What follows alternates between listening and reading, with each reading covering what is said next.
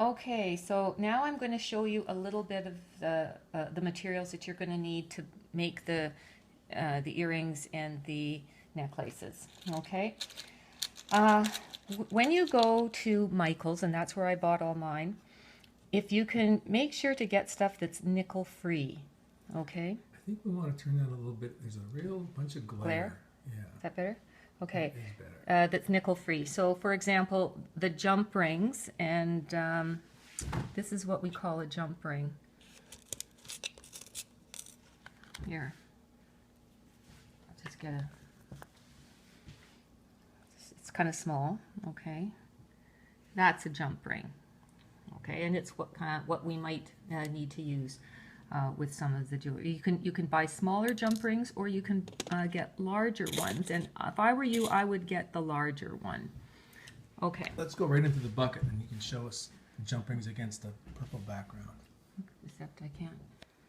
Okay. Yeah. Here, these are the bigger ones, right there. Okay, it's about that size. Oops. That's awfully small. Put it in the middle of my hand.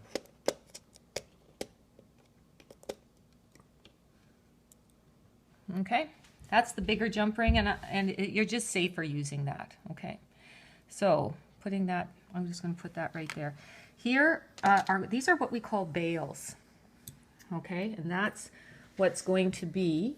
If you take a look at this piece of jewelry right here, that's a bale right here. Okay, that's what the necklace goes through. Okay, all right. I think they can see that. Anybody at Michael's will be able to tell you there are different selections of bales, okay? The bigger the bale, the better. Sometimes these ones, if you take a look there, this is a smaller one, and you can just do less with something like this. If you have a bigger one, you can take the whole necklace off so that you can change different pendants for each other. You're not limited to just having one necklace. So if I were you, I would take the bigger one. And of course, nickel free, because if it's got nickel in it and this goes against a woman or anyone's skin, they can react to it. Okay. The other things you're going to need, of course, are going to be some beads, different colors, whatever color you like. You're also going to need these. Okay, so the shepherd's hooks and nickel-free shepherd's hooks, of course. You should also buy a package of the stoppers, okay, because without the stoppers, these can come off the earrings, and I lost a couple of really lovely ones. They got caught in my scarf, and I didn't realize that they'd come off. So please make sure to get those. Okay, so here is the wire that you're going to be using, and I use, and I'm sending you a picture of this. It's 28 gauge galvanized steel. Okay, I take it out of this package and I use a clip for a chip bag. Okay, because it's otherwise the wire is easily it can get tangled. Okay, so to do one earring, I like to use about an arm's worth. Okay, so about there. Is that an arm's worth to your armpit or to your elbow? My armpit. And then you take the wire cutters and you just snip it off. Okay, and put back the clip, otherwise you're going to have a lot of messy wire. You say it's a chip clip. I say that's just a clothespin. Oh, maybe it is clothespin. I think you use clothespins for chip clips. Oh, I don't know. Somebody gave it to me. Okay. So here's an example of one earring. Okay, and you can see that the bead up on top is blue. I'm going to try the blue one because I really trust these beads because they're pretty uniform, and you want a hole that's going to be fairly uniform. All right. So here we go. Take your wire and half it, like so. Okay. Then slip the bead onto both of those wires and pull the wire through until it gets to about that point. So there's just a little loop left. A little loop left, that's right. And what we're going to do, if you can see sort of this thing here, that is the little hole on top that you want to make sure gets left there so that you can put the shepherd's hook on it when you're done. Okay? It looks like an eyelet. Yeah, you know what an eyelet is. That's good. Okay, so we're going to take one of the tiles that I put the glue on, or the ceramic glue, and we're going to put it just sort of halfway.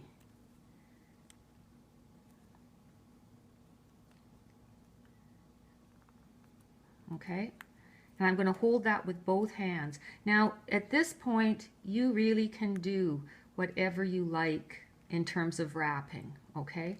But what I tend to do is I'll wrap it from the bottom, holding it there and trying to get it as balanced as you can. See from the side, if you can get it balanced on that edge, that's really good.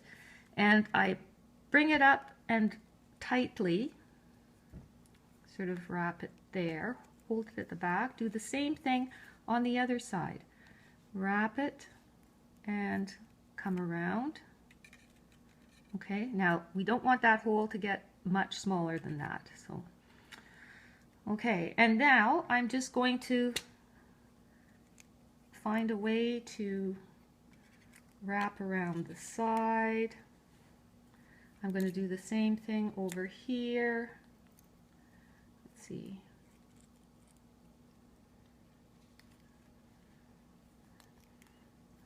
Okay.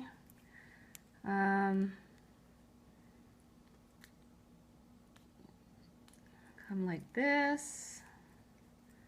And we want to end up at the top. Okay, so we want both of these wires to end up near the top like this. And then what we can do is we can twist this wire around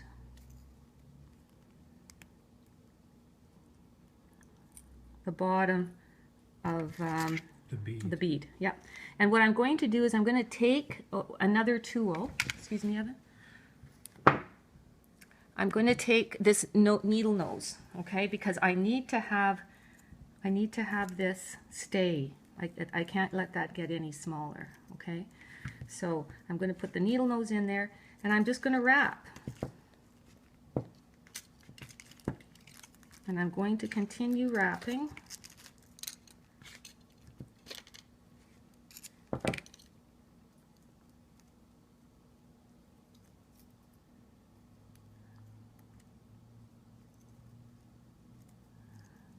Okay, and I think that's probably about it. We don't want this to get any smaller. Okay, and now I'm going to cut it.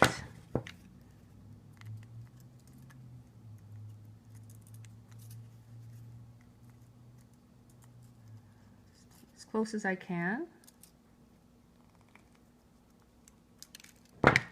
And then just get it in there with my fingers. Okay, so now you've got a nice wrap, but it's still a little bit loose. And how I'm going to tighten that up is I'm going to take this tool here, the wire cutters, because it's got a flat edge there. And I think it makes kind of a nifty look just to go like this, grab your wire and you twist.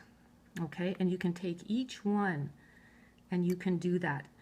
If you don't like the look of that on the front, and one of my friends said she doesn't like that look. I do like it, okay? So that's what I do.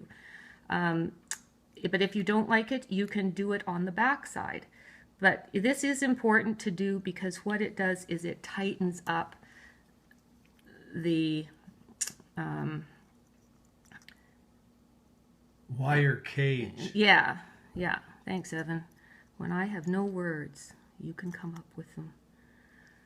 Okay, and it is now ready, and you can see this is pretty much right in the center there, right? It's well balanced, and I'm going to put in. At this point, you could make it either a necklace or you can make it earrings, but I'm going to make them earrings. So I'm going to put this. Is that a shepherd's hook? This is a shepherd's hook. Yes, it is. So that's the first thing through the loop, a shepherd's hook. Okay, and that's, see how it goes there? Well, I don't want to be pedantic or didactic, but is that the first thing that goes through? Yes. All right. Okay, so I'm just going to open this up a little bit so that it can go through. The eyelet, you're opening up the little hole.